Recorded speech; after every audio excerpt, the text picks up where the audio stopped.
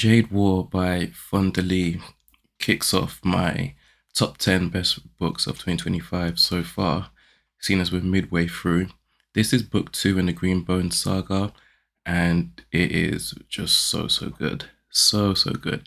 I won't lie, this is a book that it was only after I finished reading it, and just months after, that, through those months, I really started to realize how much I like this book and how good it really was. Um, and it gets like that, and I think it's a pleasant surprise when books do that to you, and this is one of them. Finally, just opens up the world in this just magnificently. One thing that's crazy, like with fantasy, you always get the maps at the beginning of the book, right? And a lot of the times, as you go through the series, you then start, other aspects of the map start coming into play, right? As the world expands. And I don't think any author has expanded the world as good as Fonda Lee. And anyone's that I read at least. She just did it magnificently through the wars that are going on now. And it adds just crazy amounts of tension. And it really makes Kikon seem so small when the clans seem so small, and Jade just seems so much greater than it was in Jade City. And so yeah, brilliant book, and funnily obviously just excellent writing as always. So Battle Royale by Koushun Takami. What more can I say about this? Just I every time I see this cover, I just fall more and more in love with it. Like it's crazy.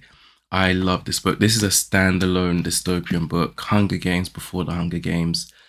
A, a class of 42 students are taken to an island, and they are given weapons, and they're told that they have to kill each other. And it is just absolute madness as we follow all the POVs.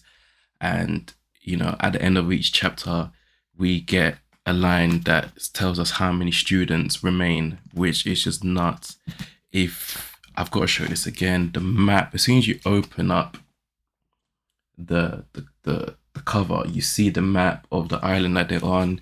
You got the axis, and in just I've never ever seen something so great. I have an individual book review for this as well because it's just that epic of a book. Um, and then obviously I love this. This is you got the character names there, the boys and the girls. Then you got the blood stains on on the page there. Just absolutely fantastic book. Love the end and love the twist at the end as well. Really good standalone book. I One of my favorites for sure. Gotta read this. Education Policy in Britain by Clyde Chitty. This was a random charity shop pickup that is literally that's kind of been the theme of my reading this year. I did put out a video at the start of the year that listed like some of the books that I really want to get to. And it's crazy how when I did that video, I actually wasn't planning on I hadn't actually discovered charity shops by then. As bad as it sounds, and then I really wanted to look for secondhand. I'd been buying secondhand books online always for years now, but I'd never picked up like secondhand books in person at a store. And so I kind of went on a crazy charity shop crawl, and I continued to do so. And I saw this in Oxfam in Tottenham Court Road, I believe, and this was just really great.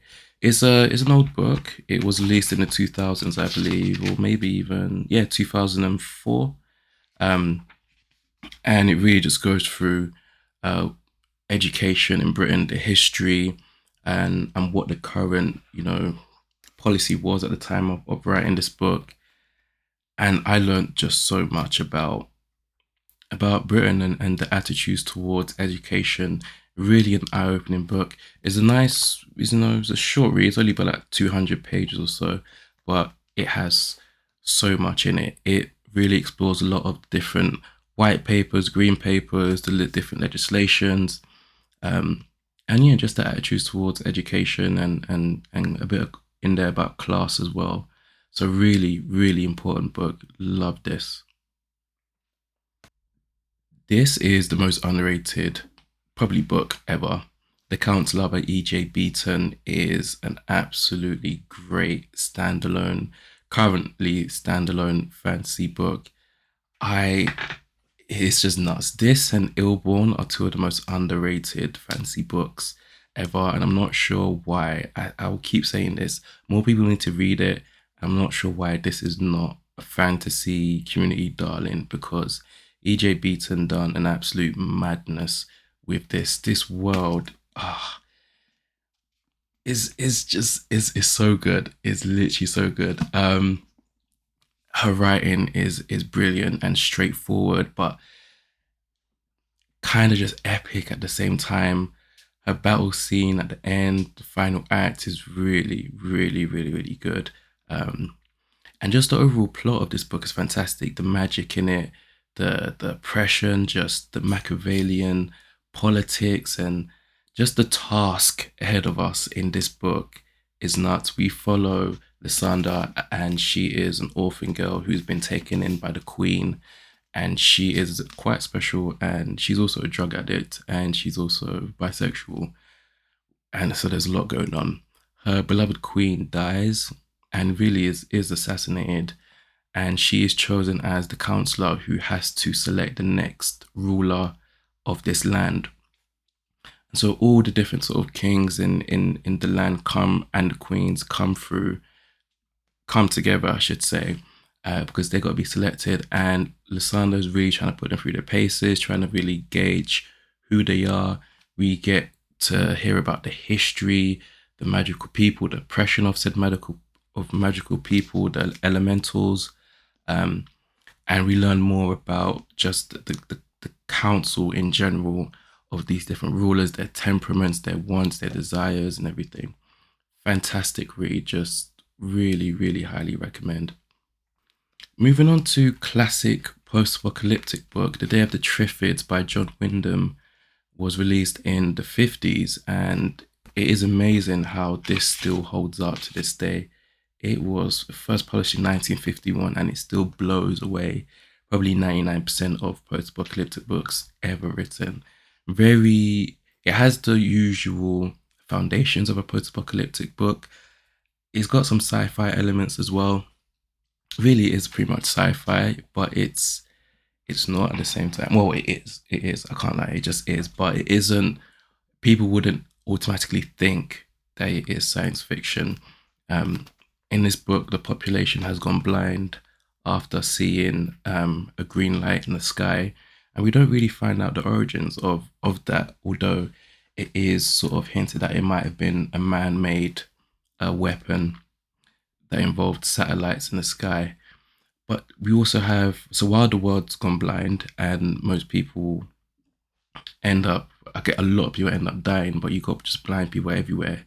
Those who didn't see the green light in the sky when it came, obviously still have sight, and they've got to now sort of, pick up the scraps of this world.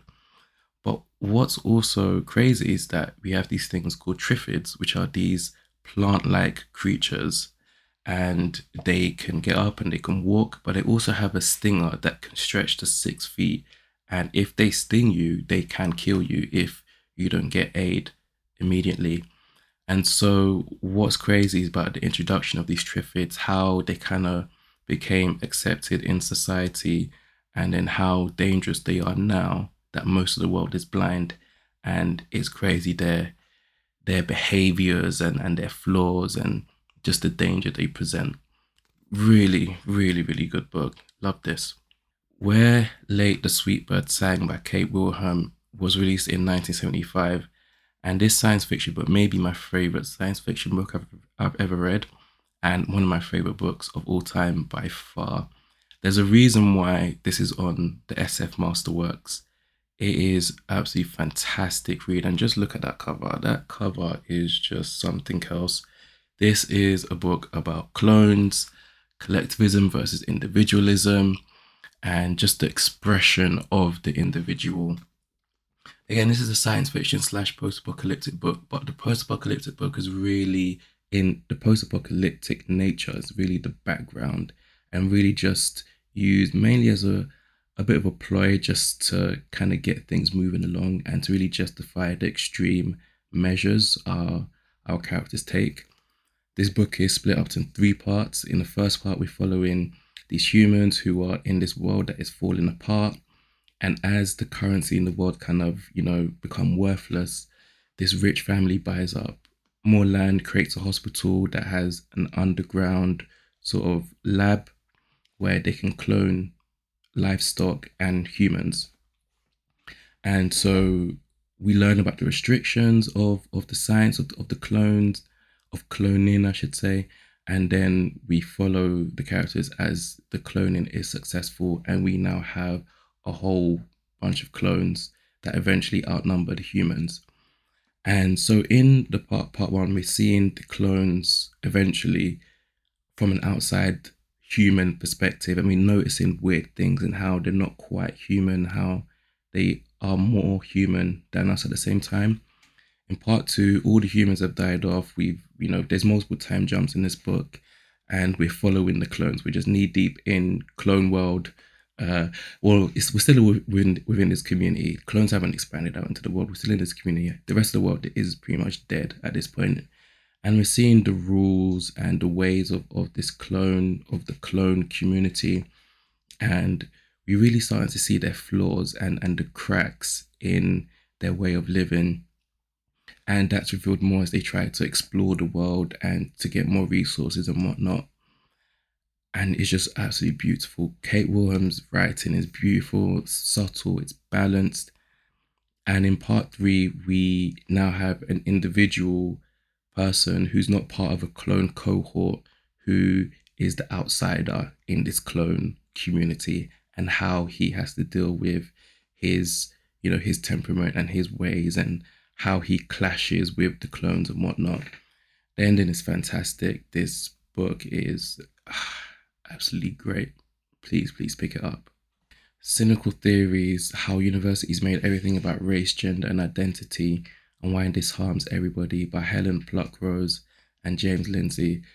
Fantastic book. If you want to learn about postmodernism, the flaws of it, identity politics, all that good stuff, just how these things have grown, why they needed to happen, but also the flaws of it and the origins of it, and how it's really playing out in real life, in culture, in academia. This is an excellent book. The way they break down postmodernism, I thought was really good. And yeah, this is quite a popular book. This caused a lot of, this stirred a lot of pots, and it needed to. Really good book. They break things down very nicely, so you don't need to really have a grasp on theory to read this, which is why I really appreciated it. Even though I have a bit of a grasp on theory, I think for the layperson who just doesn't at all, this is really a good book to pick up, to understand the philosophy behind what everyone is seeing. And really highly recommend this. This was an epic book. Golden Sun by Pierce Brown. Alongside Where Late the Sweetbird Sang, this is my favorite science fiction book. This is crazy.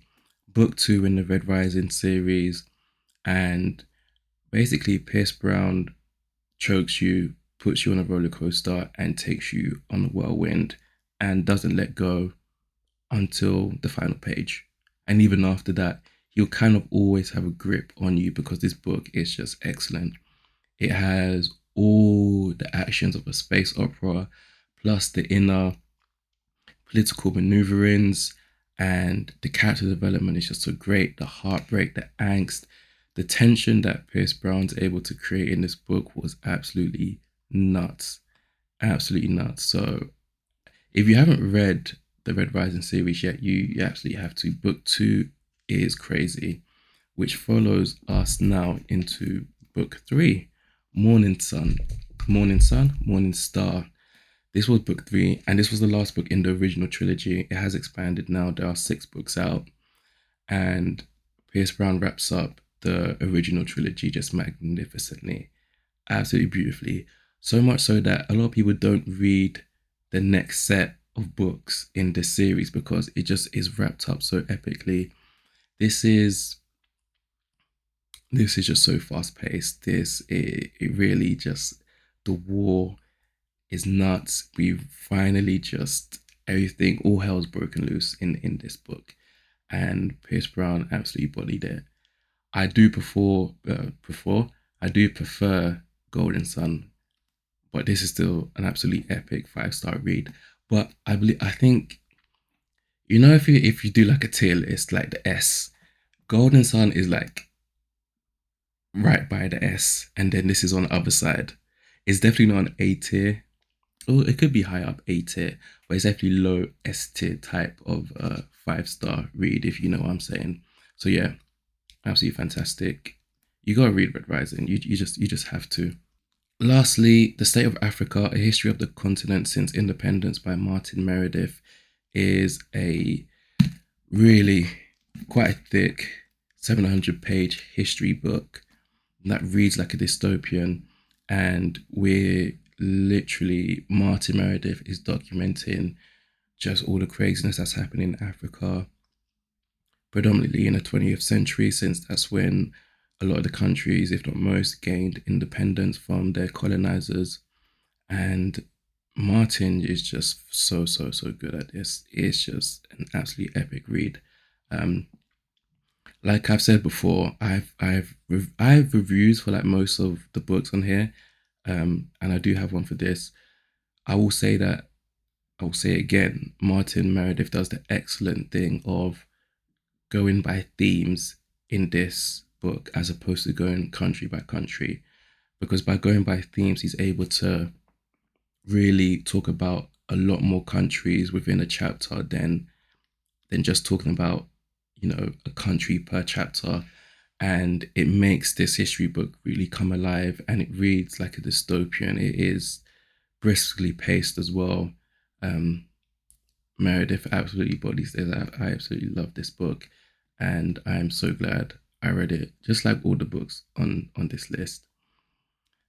Anyway, guys, don't forget to like and subscribe. Thank you for watching. I hope there's some epic books here that you could read. Thank you for watching. Thank you for listening.